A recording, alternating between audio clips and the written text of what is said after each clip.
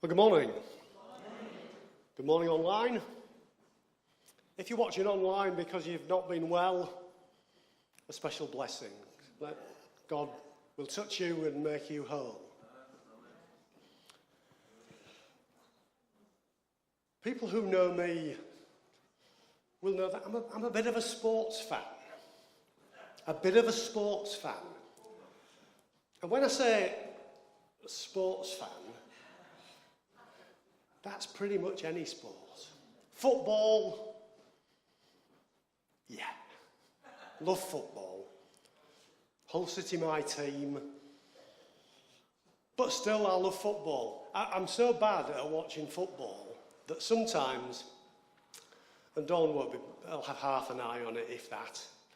Can you have less than half an eye on something? I don't know, but... And something will happen, and I'll say, oh, he took a heavy touch there. And the commentator will say, he took a heavy touch there. And Dawn will go, what? You even do the commentating? What a great job that would have been. Eh? But it's not just football. Rugby union, the Six Nations starts on this weekend. Fantastic. Rugby league, well, if you're from Hull, you've got to like rugby league, one of the teams. The Super League's coming. Fantastic.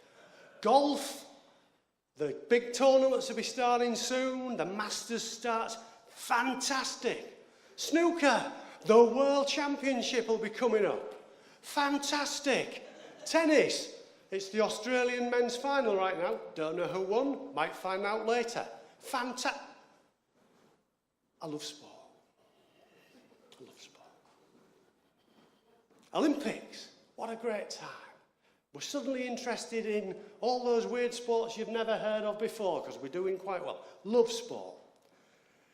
But there are other people here who will see sport as a bit of an irrelevance. Football, 22 people running around, chasing the ball, what a waste of time. Rugby union, 30 people running around chasing an egg-shaped ball, occasionally hitting each other. What a waste of time. And in the middle, there'll be some people who are occasionally interested in sport, occasionally not interested in sport. If it's England playing, maybe. I feel as if we've almost turned holiness into something which is a choice. I like sport, but some people don't. And that's fine. But what about holiness? Is it okay for us to say, well, you know what? I'm really into holiness. I've studied it. I've looked at it. I think it's really important. But at the other end of the spectrum, to say, yeah, it's not for me. It's too many rules. I don't need all of that. I need to be the best person I can possibly be. Or are we somebody who tunes in and tunes out to it? Holiness has become almost a bit of a choice. And I have to say, and Liz sort of alluded to it, when the senior leadership said that they're going to do a term on holiness, and you look at the preaching schedule and I see that I'm on in week 4, think,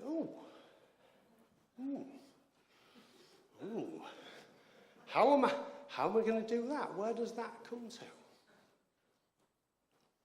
And yet,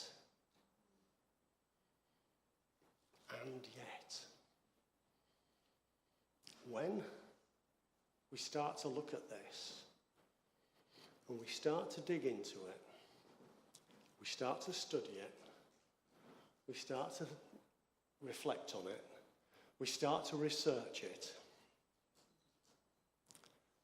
holiness can become integral and becomes far more than just something that you might fancy having a look at.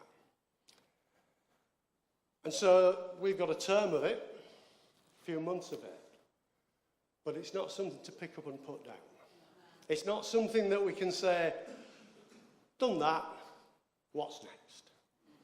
Something that we can say, Yeah, that was interesting at the time. I believe, and as I say, as I've started to study this, because I know all of the people who preach here, there's a lot of research. People spend a lot of time looking at things, reading, working it all out. Almost working to make it look as if you should have just put this together. What gets preached up here takes a lot of time, a lot of effort, a lot of prayer, a lot of inspiration, but it's worth it. Yeah. It is so worth it. And I have to say, even if at the end of this sermon you all go, well, we know he likes football, but the rest of it, I know I have benefited terrifically, tremendously from the research that I've done. So my theme, my title, is Called to a Holy Life. Called to a Holy Life. And as I've already said, my first point really here is, holiness is not a lifestyle choice. Holiness is not something that you can decide to do or not decide to do. You can't say it's not very 2025 holiness. We're all more into sort of spirituality and becoming the best person we possibly can. And I'm not saying that that's not true, but we do that by being holy. We achieve that by looking at holiness and understanding what it means and where it takes us.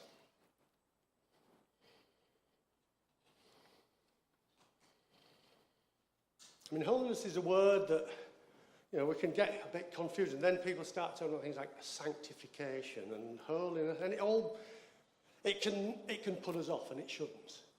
It really shouldn't. So what I want to do over the next few minutes is just to unpack some of it. I am telling you now, I will scratch the surface. There's a whole heap of things to follow on from this, which means that if you're following after me, I'm leaving you plenty of scope. There is plenty for those who are going to be speaking after me on this topic.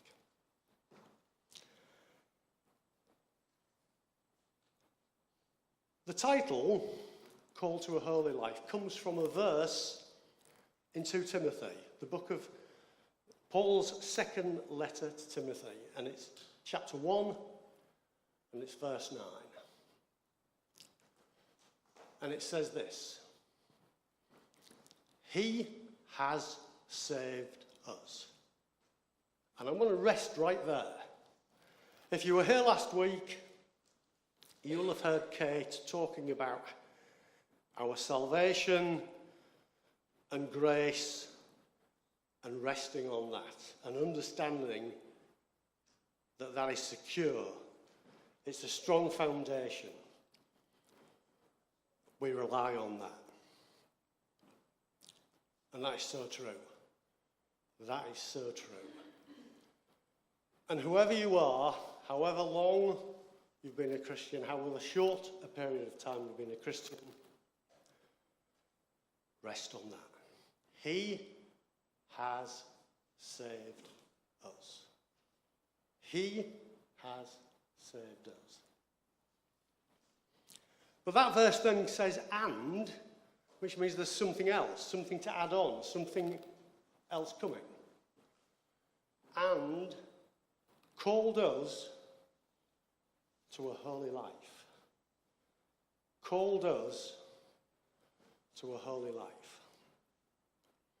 Just resting a bit more, because I think it's really important on what Kate said. That verse actually has a bit more to it. Because what it says is, he has saved us and called us to a holy life. And this is fantastic. This is just fabulous. This is just a revelation. This is at the heart of the gospel.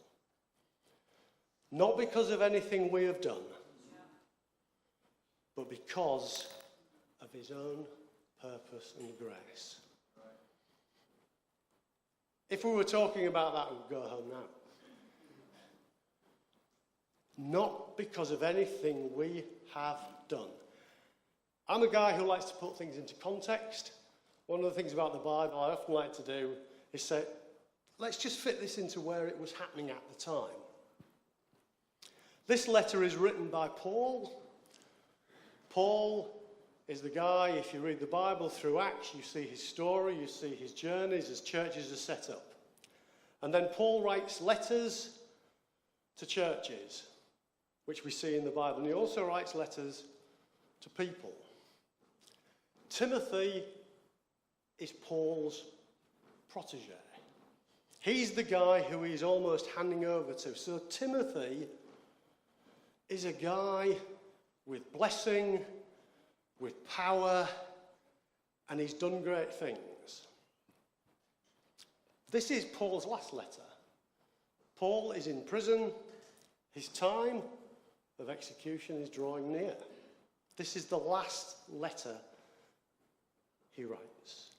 So he's writing to Timothy, and into Timothy, it's clear as you read the context of this letter that Timothy is having a bit of a tough time. There are some difficulties.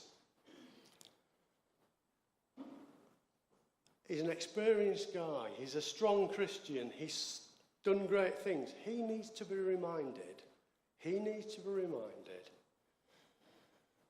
that God saved us not because of anything we have done, but because of his own purpose and grace. Whoever we are, however experienced we are, he needs to be told that. And there's a lot of other things in this book about Timothy fanning his, stirring up the gift and all of these things.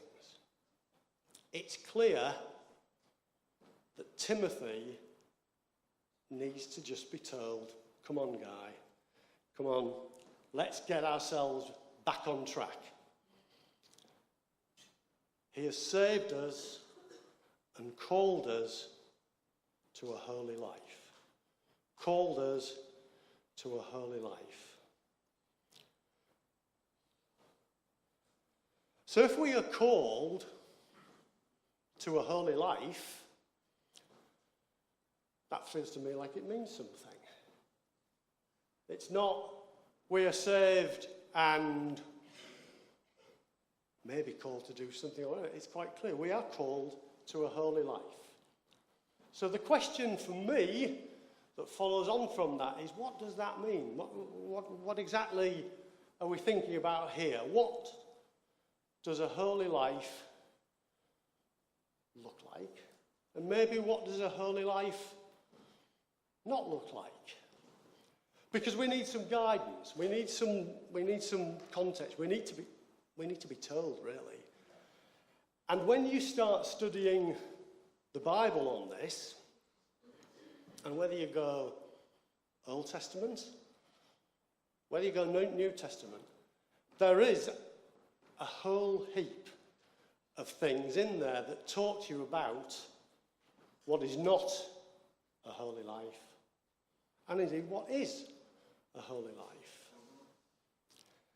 And so I have just used an example, but there are many more, as I've said already.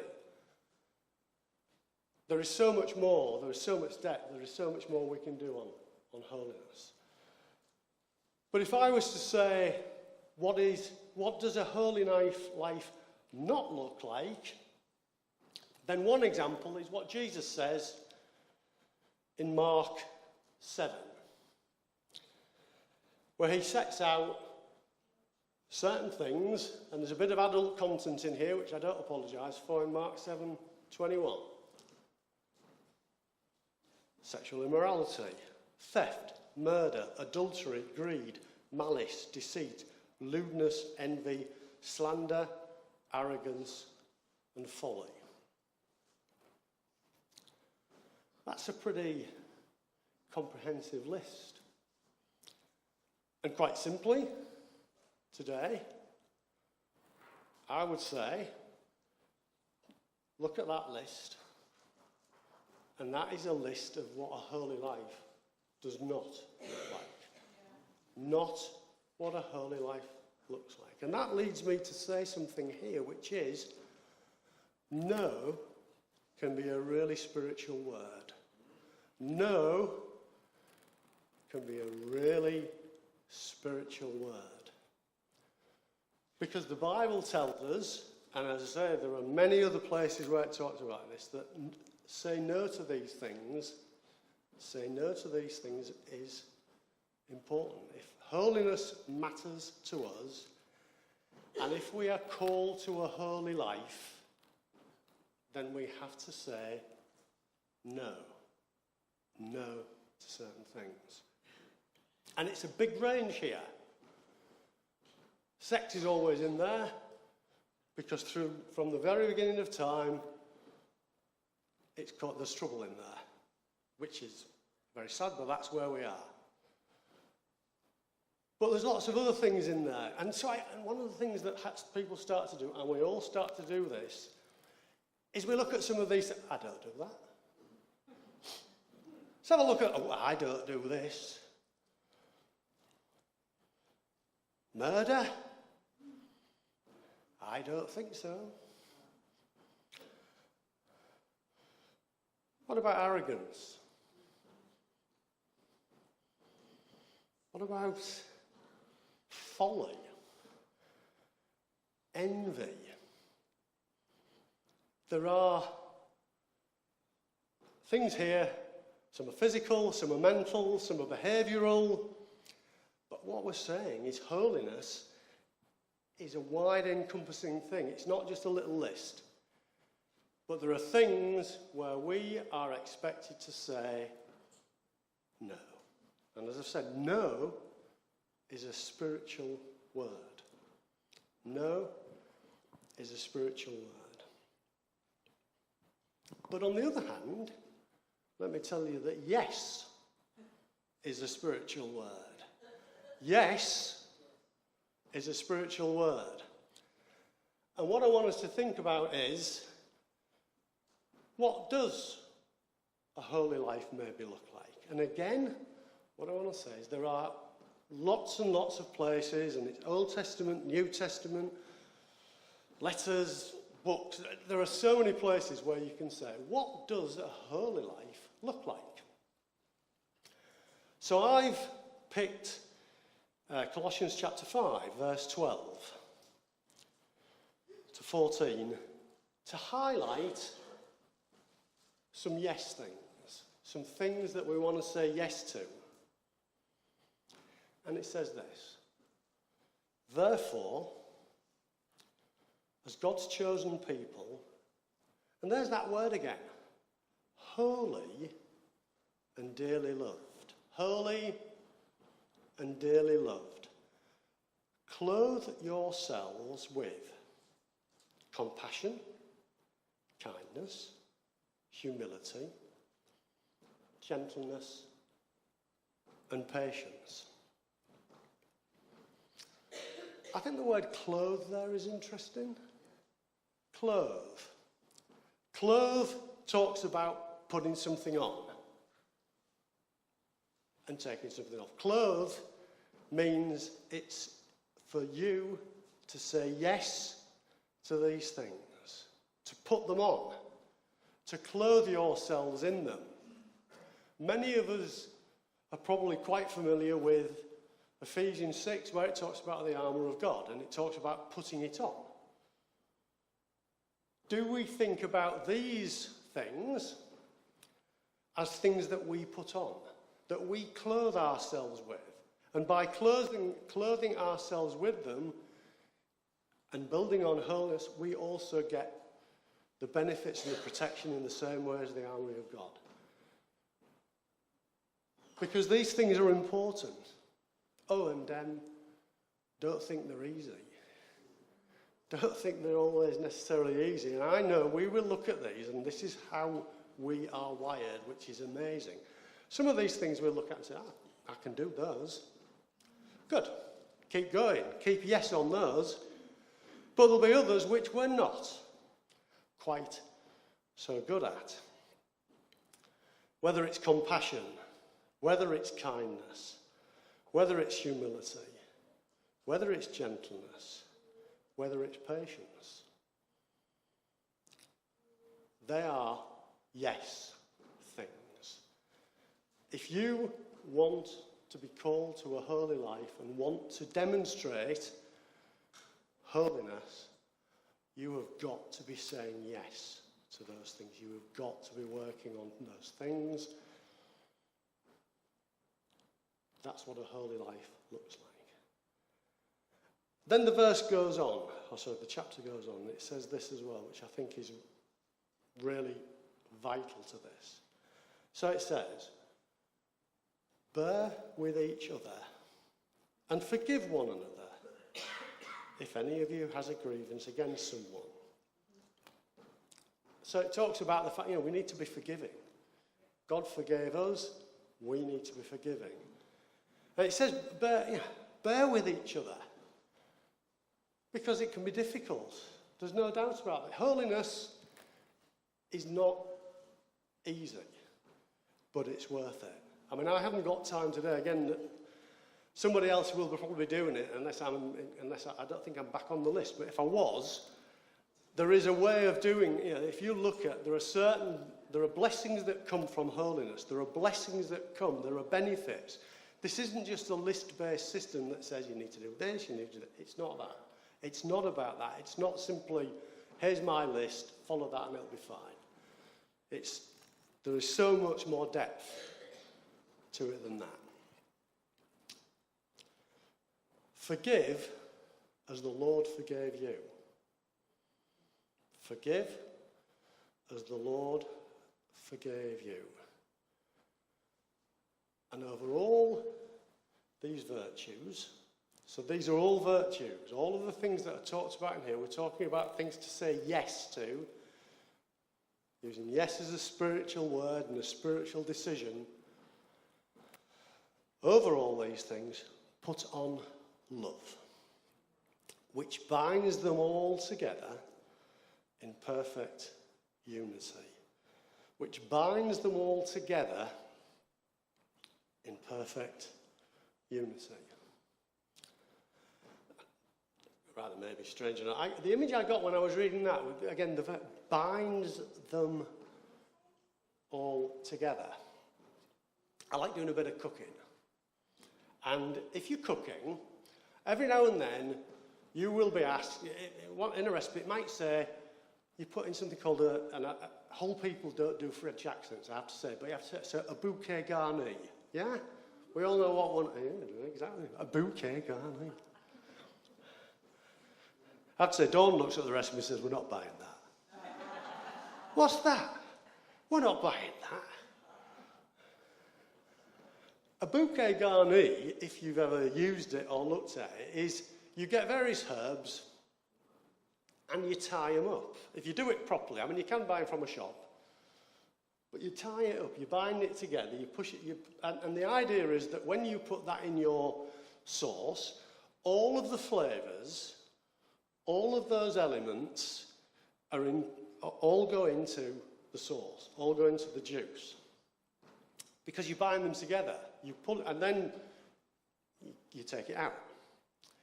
And what we're talking about here is that love binds everything together. Love is the essential component and element to having that holy life. All of these things are about love. And the love that we look at, that is our standard, is God's love. And the love of Jesus on the cross for us. In a way, I've sort of come full circle because we're back to he has saved us because of his love. Yeah. So love is the essential behind all of that binds everything together, that flavours everything, that is without it, you're missing something. And without it, I believe, we're back to a list. We're back to a checklist. We're back to a manual. We're back to something that's do this, do that, hey presto, everything's like that. Holiness is not about that. Holiness is much deeper than that. And in fact, where it can take us is something that I've called us like, it's almost like we get a bit holier than thou. Holier than thou. that says, my holiness is better than your holiness. My holiness is more important than your holiness. And one of the things I find about people outside the church is they expect us to be holy. If there's a group of people who expect us to be holy, it's people who are not in the church. They see that we should be different. They see we should be whole, if that's what holiness is meaning, and separate. We should be different. There should be something that says we are different. And that does not come by saying, this, and this is the key, and that's it. And if you don't do that, we're not going to be living that holy life that we're called to. And again, when you start to study, one of the joys of studying and regular reading of the Word is you see how that division comes quite quickly. I've talked about Paul. If you read any of Paul's books, in there somewhere there will be a passage which says, one group of people are saying, this is the thing to do. And another group of people are saying, that is the thing to do. And everybody starts fighting, and everybody starts disagreeing, and all of those things that we should be saying yes to go out the window. And guess what? Suddenly, we're not fulfilling that calling to a holy life. Suddenly, we've turned it into the wrong way. We've turned away from holiness. Suddenly, we're looking at things that are actually not beneficial, and we're getting back into the list of things we should be saying no to. And it's so important that we don't do that. Holiness is something that there are things to not do, and there are things to do, but it's not a judging thing. Holiness is not about saying, I'm on the way. The blessings are there, and I would encourage everybody, and as I say, from what I've found just from studying this topic, we are called to a holy life. We are called to move forward. We're called to move, to do things. So the question then becomes, what next? What are you going to do about it? It's all very interesting sitting here and saying, oh yeah, that bloke who likes all the city. Well, he might have some other things to say. Where are we going to take this? As I say, for me, I believe, I've scratched the surface. I think we've made a great start. I think the other sermons that we've had are really setting us up. We are on a journey as a church. We are on the move as a church in this area. But there is so much more to talk about. The benefits of holiness, the purposes of holiness, how we commit to the journey, how we work together. So much more to be done. But this morning, I just want us to rest on that verse that we started with. Let's just go back to that verse. Let me read it again. He has saved us. He has saved us and called us to a holy life. That's a blessing. Called us to a holy life, not because of anything we have done, but because of his own purpose and grace. That's the route map for the journey. That's the route map for where we want to go over the next few weeks. And that's the route map for something that should make a difference to our lives. This isn't just for 3 months. This is for our life. And this is for our benefit. And I believe that we will see those benefits as we move on in his purposes and through this series. Amen? Amen. I'm going to hand back to Lynn.